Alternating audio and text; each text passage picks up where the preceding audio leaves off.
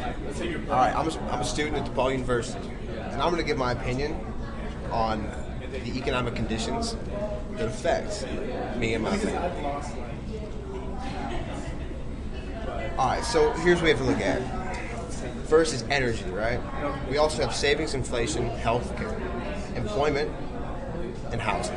Okay, I'm going to go through each one because usually, as this question says, you're supposed to rate it, right? But in my opinion, if you don't know the importance of each of these in your life, there's no valid way to rate the system.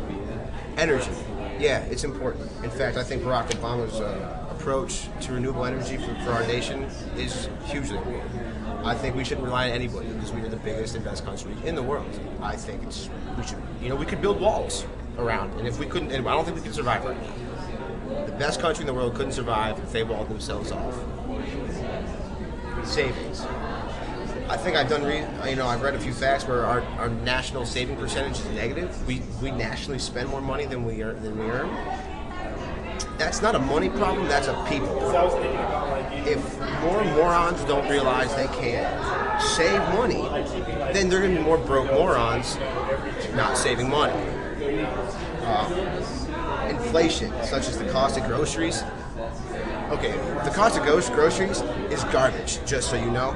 The fact of the matter is that I have to spend $6 for a container of cheese. It's absurd.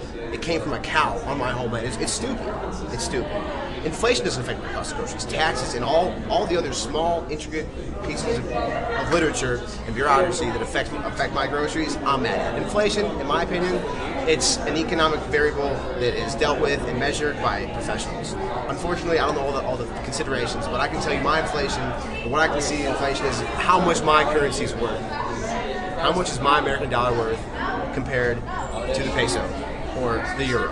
That's all I see it as. And unfortunately, not very much right now as they answer the question. Healthcare, this is a good one. Healthcare. I had knee surgery, it cost me $20,000 last year. $20,000 for surgery, and that's mainly because all these doctors are already paying the money for their own medical malpractice. So they already have to charge me extra because of mistakes they probably didn't even make. It wasn't even their fault. My dad busted his nose on the curb because he fell and tripped when he was visiting me in Chicago. It cost him $3,000 for a Band-Aid, an X-ray, and some ibuprofen. That is absurd to me. Unfortunately, I think healthcare is no longer costs. The price of healthcare no longer is measured or directly relates to the cost of healthcare. It's the cost of everything else. Employment, job security, wages. I go to a school that's geared for entrepreneurship. DePaul's top 10, and I think it was rated 3, or for the undergraduate program, maybe it was 7, whatever it was. I am here for business. I'm here to make my opportunities. I'm not here to look for other ones that other people have created for me. I will do what I have to do for my employment. And so, although I'm in the process of getting interviews right now for logistics, sales, whatever else, I don't believe the employment situation is as bad as people make it out to be.